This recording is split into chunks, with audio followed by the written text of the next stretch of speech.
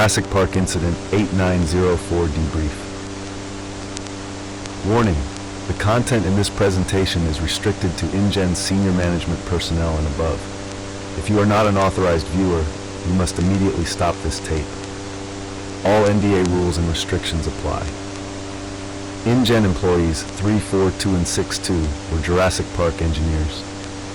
On the morning of April 25th, 1989, 342 and 62 were dispatched by Park Operations to investigate an anomaly with the motion sensor tracking system. The motion sensor tracking system anomaly was isolated to the Dilophosaurus paddock. Dilophosaurus is a carnivorous asset classified by Ingen as danger level 3. Dilophosaurus has been observed hunting in packs.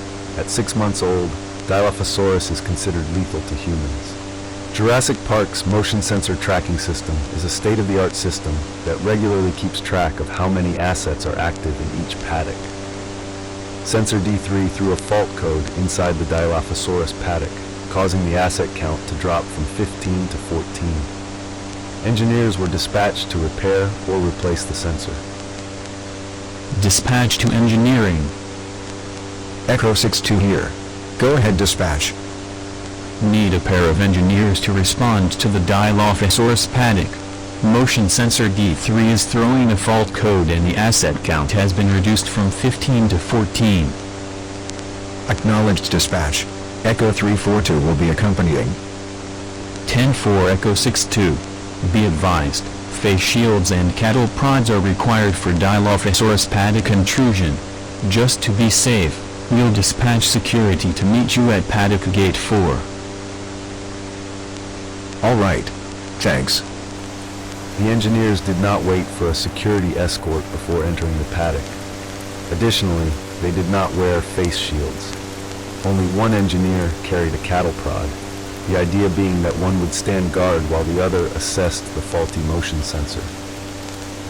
The presence of the engineers attracted an adult Dilophosaurus. Unafraid of humans, the asset approached and began to behave aggressively.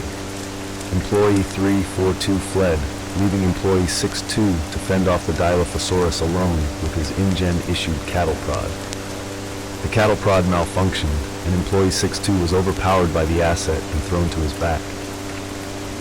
The asset dismembered employee 62, resulting in loss of life.